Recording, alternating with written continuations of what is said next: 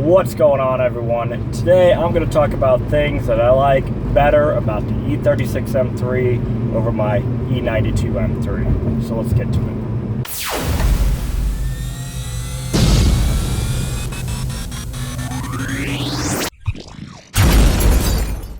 Well, it's a bit sunny outside today. As you can see, the sun is blaring in my face here, and I can't get the glare out of my face.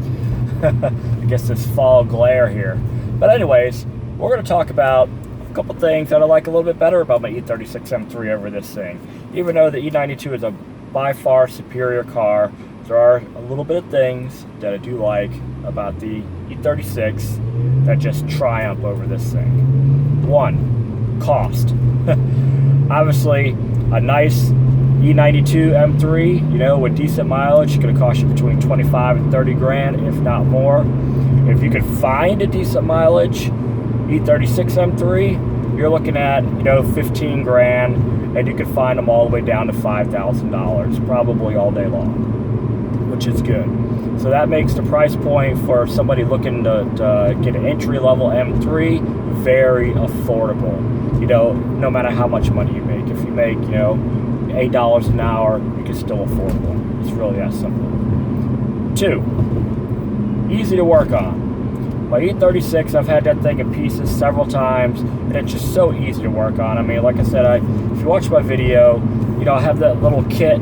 It's a workhorse kit, a little generic, a little tool kit, but I've had that thing for years, and I'll tell you, if I lost that thing, I'd probably cry like a little baby, just because that thing, I carry it around with me everywhere. It's perfect, you know, from an M3, and you could just literally take apart almost a whole car with it. And, you know, reading schematics on the E36 is really super easy.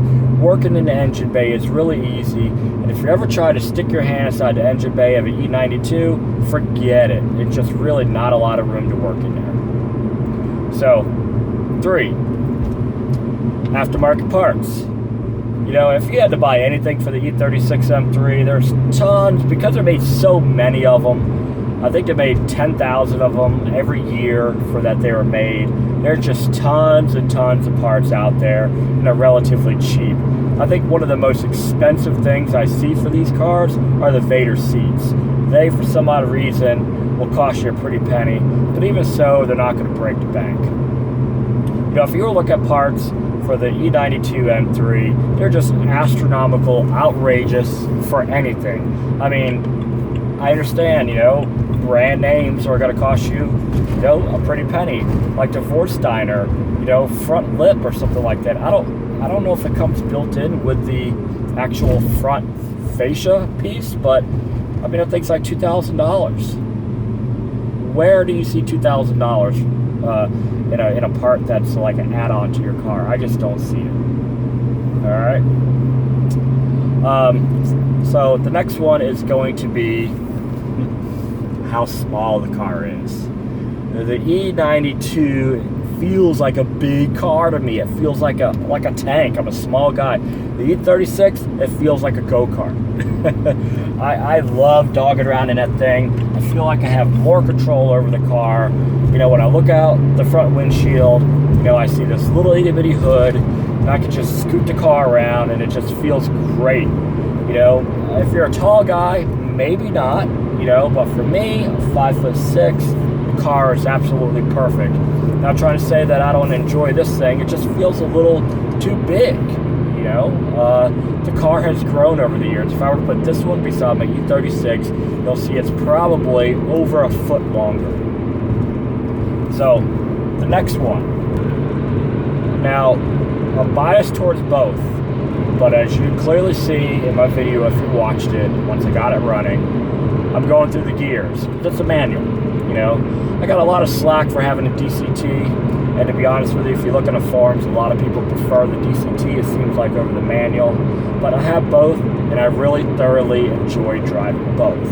You know, it's really, really fun. I can't sit there and deny anybody saying that it's not fun going through the gears. You just feel like a race car driver, you know. And it's just a different type of driving. Same thing with the DCT. Both, in my opinion, are equally as fun. But for the manual fanboys out there, I do understand what you're saying. It's a really fun car to drive to go through the gears. But being stuck in traffic's a bitch.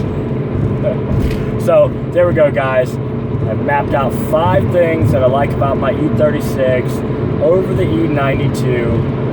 And, you know, when it comes to, you know, making a buying decision on an M3 and you're on a budget, maybe give the E36 a look. You know, I'm going to be going over a lot of things with the E36 that are really quirky. And let me tell you, is that car perfect? Hell no.